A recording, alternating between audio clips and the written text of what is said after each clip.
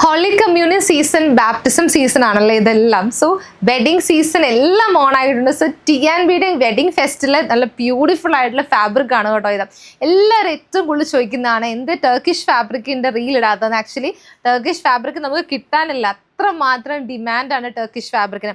ഈ ഫാബ്രിക് കണ്ടോ, എനിക്ക് ഭയങ്കര ഇഷ്ടപ്പെട്ടു. ഇത് ആക്ച്വലി നമ്മൾ ഇമ്പോർട്ട് ചെയ്തപ്പോൾ എനിക്കിത് വേഗം വേണമെന്ന് പറഞ്ഞ് ഞാൻ നേരത്തെ നമ്മളുടെ സപ്ലൈസിൻ്റെ അടുത്ത് പറഞ്ഞതാണ് കേട്ടോ. എനിക്ക് ഭയങ്കര ഇഷ്ടപ്പെട്ടു. ഇത് നല്ലൊരു ഗൗൺ ചെയ്യാനായിട്ട് എന്നെ കിടിലൻ ഫാബ്രിക്കാണെന്നറിയാവോ. നല്ല രസമാണ്. ഒരു ട്രാൻസ്പെറൻറ്റ് നെക്കൊക്കെ കൊടുത്ത് ചെയ്ത് കഴിഞ്ഞാൽ കിടിലായിരിക്കും.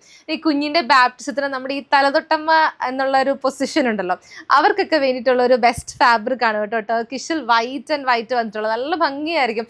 ലൈനിങ് ഒക്കെ ഇട്ട് ചെയ്ത് കഴിഞ്ഞ് ചെറിയൊരു ട്രാൻസ്പെറൻറ്റ് പോർഷന് ചെറിയൊരു പേൾ ഡീറ്റെയിലിംഗ് ഒക്കെ കൊടുത്ത് ചെയ്ത് കഴിഞ്ഞാൽ സൂപ്പർ ആയിരിക്കും, നല്ല ഭംഗിയായിരിക്കും കേട്ടോ. അപ്പോൾ അതുപോലെ തന്നെ കുഞ്ഞിൻ്റെ അമ്മമാർക്ക് സാരി ആയിട്ടൊക്കെ കൊടുക്കണം. ബാപ്റ്റിസം ബേബീസിൻ്റെ അമ്മമാർക്ക് സാരി ആയിട്ടൊക്കെ കൊടുക്കണം. അതേപോലെ ഹോളി കമ്മ്യൂണിയൻ ബേബിയുടെ അമ്മമാർക്ക് സാരി ആയിട്ടൊക്കെ കൊടുക്കണം. അങ്ങനെയൊക്കെ നമുക്ക് കിട്ടിലായിട്ട് പെയർ ചെയ്യാൻ പറ്റും. നമുക്ക് വീതിയുള്ള ഫാബ്രിക്കാണ് ടർക്കിഷ് കേട്ടോ. നല്ല ഭംഗിയില്ല first fabric. And second one വന്നേക്കുന്നത് നമ്മളൊരു പീച്ചാണ് കേട്ടോ. പീച്ചിൽ ഇതേപോലെ ടർക്കിഷ് ഓർഗൻസിയാണ് ആൻഡ് ബ്ലൂ ഫാബ്രിക്. രണ്ടും നമുക്ക് എന്താ പറയുക, ഒരുപാട് ക്വാണ്ടിറ്റീസ് അവൈലബിൾ അല്ല. കാരണം സ്റ്റോർ ചെയ്യുന്നത് തന്നെ പലതും സോൾഡ് ഔട്ട് ആയിപ്പോയി. സോ നമുക്ക് ഒത്തിരി ക്വാണ്ടിറ്റി അവൈലബിൾ അല്ല. സോ വേണ്ടവർ വേഗം തന്നെ DM ചെയ്തോളൂ, കൊറിയർ അയച്ചു തരുന്നതായിരിക്കും. ഇനി കസ്റ്റമൈസേഷൻ വേണമെന്നുണ്ടെങ്കിൽ നേരെ DM ചെയ്തോളൂ. താങ്ക്